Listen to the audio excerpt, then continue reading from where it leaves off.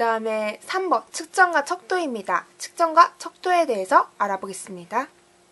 측정과 척도를 공부해서 우리는 본격적으로 닭의 달걀을 찾아 나갈 것입니다. 네, 닭의 달걀을 찾으려면 다른 달걀과의 차이점을 알아야겠죠. 바로 닭의 달걀은 무게가 무겁습니다. 그리고 밀도가 크고요. 꼬꼬닭 아범의 달걀 평가 등급 A+를 획득했습니다. 그리고 4번 바구니에 있고요. 100개의 달걀 중에서 중간대의 순서에 놓여졌습니다. 그리고 온도가 높고 길이가 길다는 특성이 있습니다. 네, 이 모든 조건을 가지고 달걀을 찾아보겠습니다.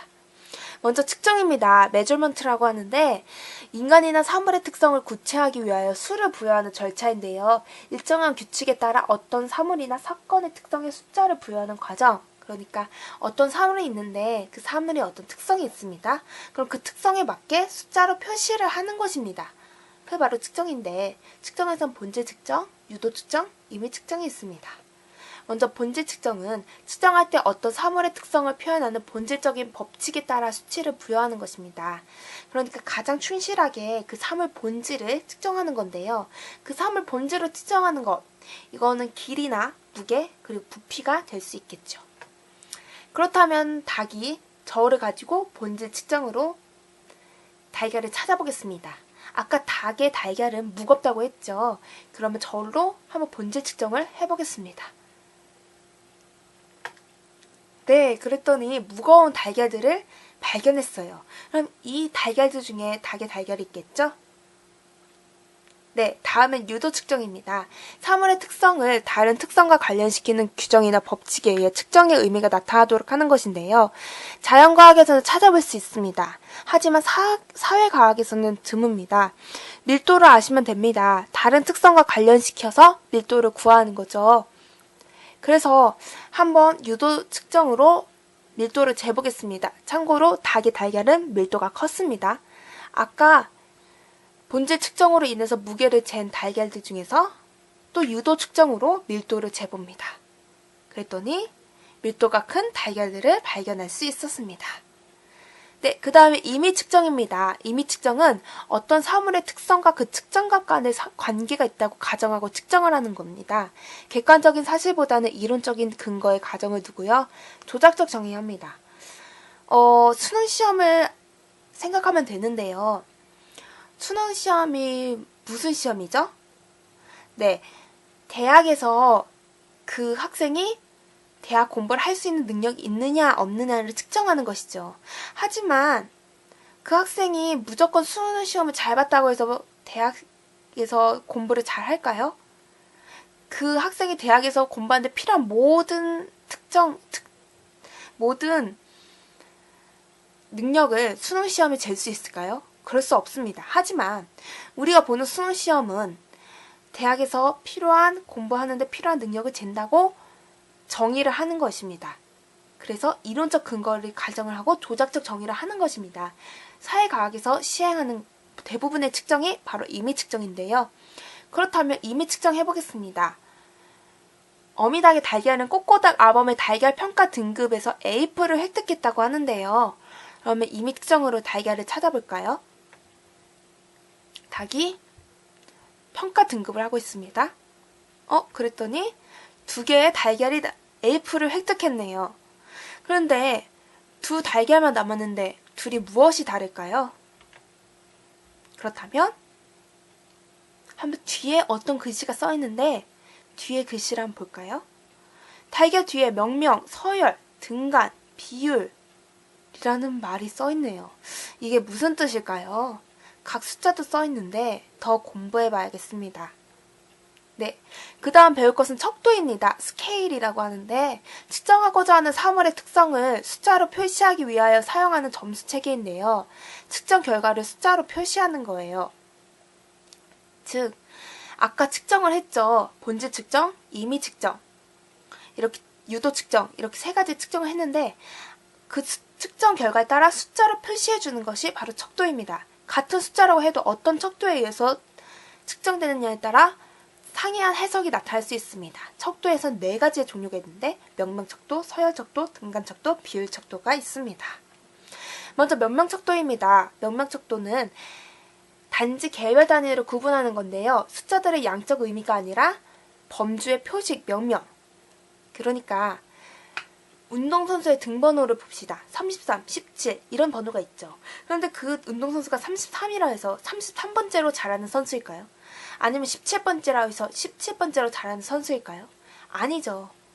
바로 그 선수에 따라서 그냥 그 선수의 양적 의미가 아니라 그냥 범주에 그냥 그 선수는 33번이다.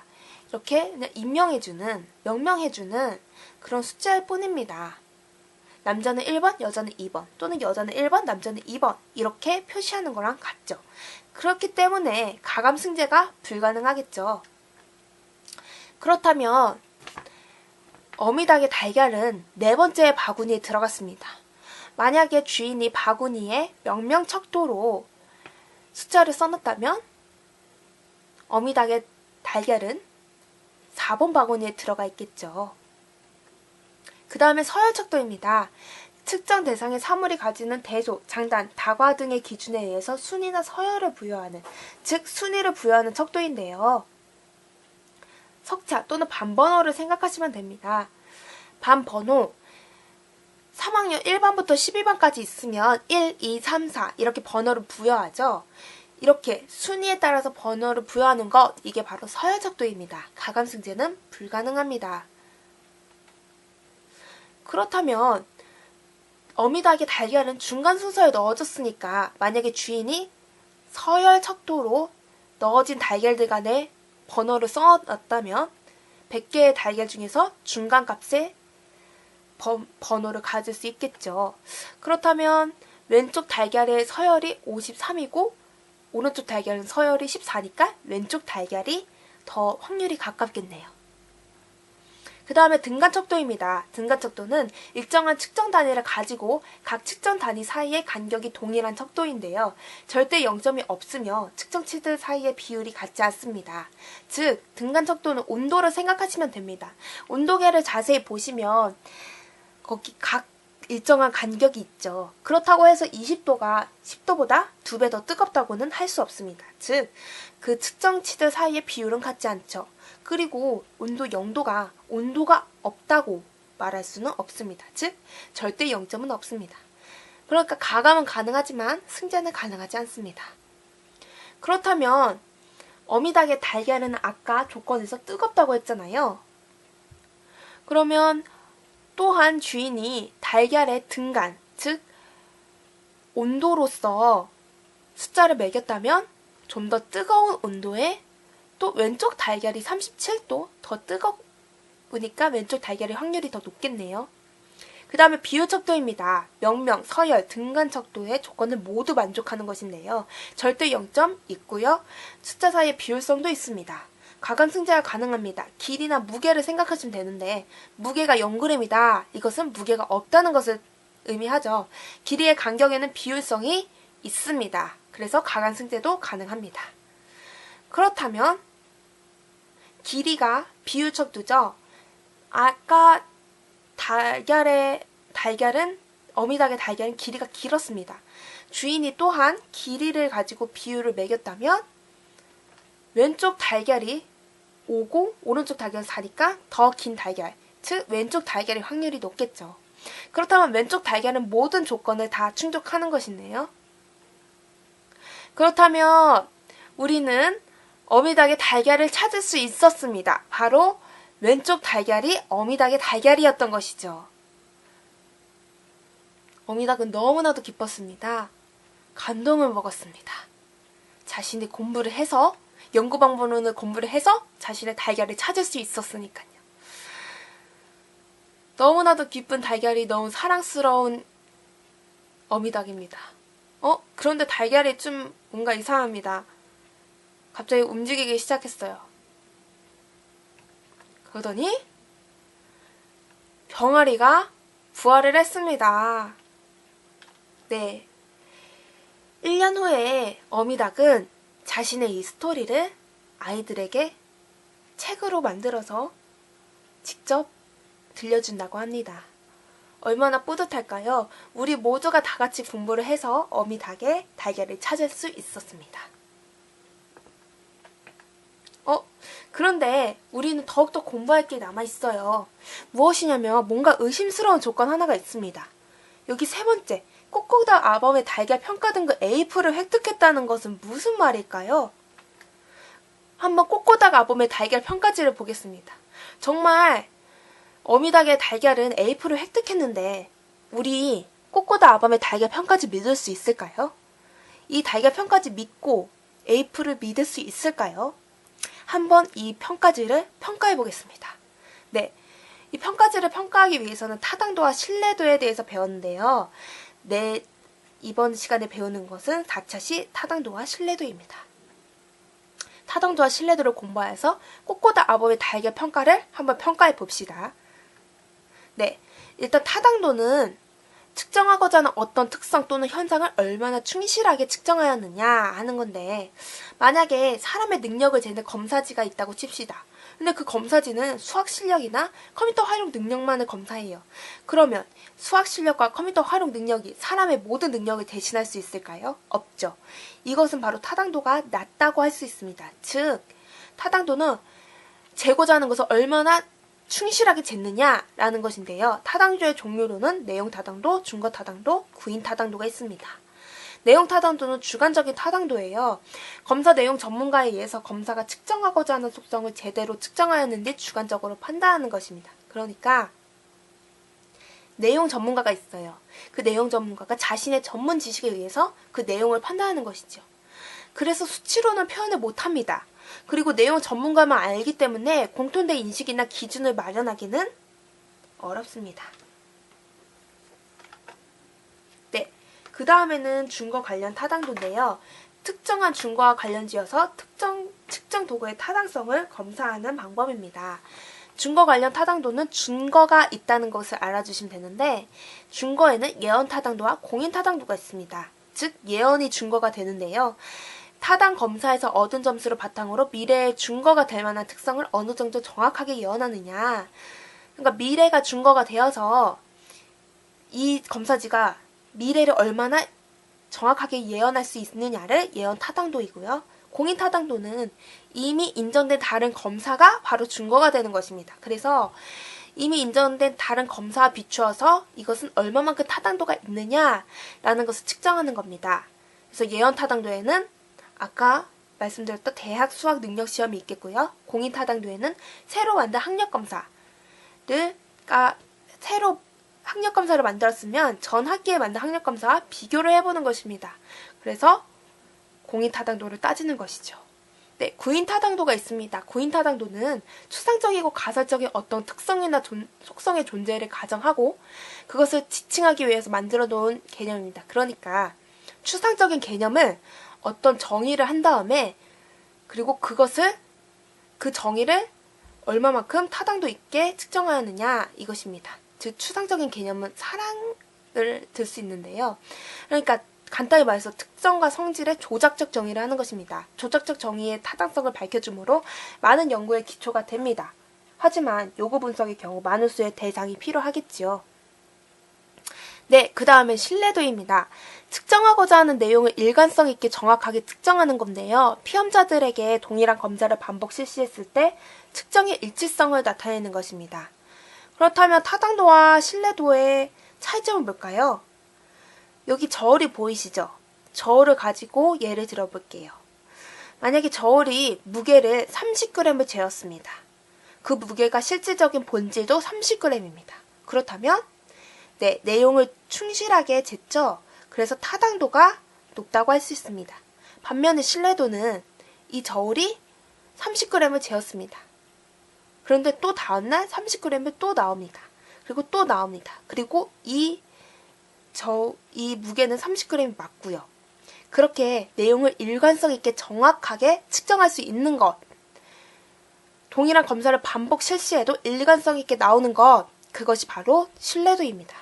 신뢰도에는 재검사 신뢰도, 동형검사 신뢰도, 내적 일관성 신뢰도가 있는데요. 재검사 신뢰도를 알아볼게요. 다시 검사한다. 동일한 검사를 동일한 피험지자에게 일정한 간격을 두고 2번 실시하는 것입니다. 그러니까 어떤 아이가 오늘 시험을 봤어요. 근데 그 시험을 다음날 똑같은 시험지로 또 보는 거예요. 이게 바로 재검사 신뢰도입니다. 재검사 신뢰도는 똑같은 시험을 2회 반복하죠. 그래서 기억 효과에 단점이 있습니다. 만약에 그 아이가 전에 봤던 시험 문제를 기억을 하고 있습니다. 그래서 다음날 봤을 때 기억한 문제니까 더 익숙하게 더 빨리 읽고 풀 수 있겠죠. 그래서 능력이 원래 측정을 해야 하는 능력보다 더 높게 나올 수 있습니다. 또한 동일한 검사 환경, 동일한 동기, 태도의 어려움입니다. 그 아이에게 다음날도 그 아이가 동일한 동기, 태도를 갖기가 어렵다는 것입니다. 전날에는 기분이 좋았다가 다음날에는 기분이 안 좋아서 시험을 망칠 수도 있습니다. 그래서 재검사 신뢰도가 어렵습니다. 그리고 동형검사 신뢰도가 있습니다. 동형검사 신뢰도는 두 개의 동형검사를 동일한 집단에 실시하는 것입니다. 재검사 신뢰도와 다른 점은 이 아이가 시험을 봤는데 다음날에 다른 시험지로 보는 것입니다. 하지만 이 다른 시험지는 전에 봤던 시험지와 똑같은 난이도 그리고 비슷한 변별도를 가지고 있습니다. 문항은 같지 않습니다. 네, 비슷한 검사, 똑같은 검사가 아니라 비슷한 검사 2회 반복하는 건데요. 두 개의 동형 검사지 제작이 어렵습니다.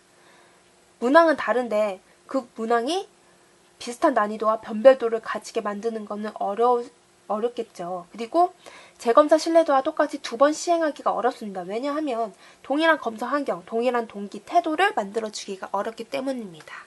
내적 일관성 신뢰도가 있습니다. 내적 일관성 신뢰도는 검사를 구성하고 있는 부분검사 또는 문항 간의 일관성의 정도인데요.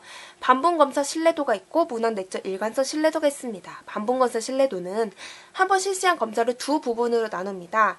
그리고 그 두 부분 검사 점수의 상관계수를 계산하는 것이고요. 문항 내적 일관성 신뢰도는 한 문항을 마치 독립된 하나의 검사로 봅니다. 시험자가 얼마나 일관성 있게 반응하느냐는 건데요. 예를 보겠습니다. 반분검사 신뢰도는 한 시험지를 짝수번 그리고 홀수번으로 나눕니다. 그리고 두 개의 시험지로 간주하고 상관계수를 따지는 것이죠. 또는 앞장, 뒷장 이렇게요. 문항 내적 일관성 신뢰도에선 KR20, KR21이 있습니다. 이것은 예, 아니요 또는 1, 0 이분 문항에만 사용합니다. 하지만 우리가 가장 많이 사용하는 건 크롬바흐 알파 검사인데요. 이것은 이분 문항 뿐만 아니라 연속적으로 점수가 부여되는 문항에도 사용합니다. 네. 그렇다 반분검사 신뢰도는 두 부분으로 나누는 거죠. 그래서 양분 방식에 따라 달리 추정할 수 있습니다. 짝수랑 홀수번으로 나눌 때랑 앞, 뒷장으로 나눌 때랑 상관계수가 다를 수도 있습니다. 그래서 그것이 어렵고요. 그래서 크롬바흐 알파를 가장 많이 사용하는데 크롬바흐 알파는 일반적이고요. 검사를 양분하지 않고 문항 간의 일관성에 의해 단일한 신뢰도 추정 결과를 얻을 수 있다는 장점이 있습니다. 그렇다면 꼬꼬다 아범 달걀 평가지를 다시 한번 타당도와 신뢰도를 따져보겠습니다. 그런데 이 아래 어떤 글씨가 써있죠. 여기 돋보기를 가지고 이 글씨를 한번 보겠습니다. 여기 보시면 대한양계협회를 인증했고요. 하버드 에그 테크놀로지의 임 교수님의 검증을 받았다고 합니다. 크롬바흐 알파는 0.99점을 획득했고요. 그렇다면 대한양계협회가 인증하고 하버드 에그 테크놀로지의 임 교수님이 검증을 했다면 내용 타당도, 즉 전문가에 의해서 타당도가 증명이 됐겠죠. 그리고 크롬바흐 알파 0.922 상당히 높은 점수를 획득했는데요. 즉 내적 일관성 신뢰도가 보장이 되겠죠. 그래서 꼬꼬다 아범의 평가지는 믿을 수 있는 겁니다. 네, 우리가 이렇게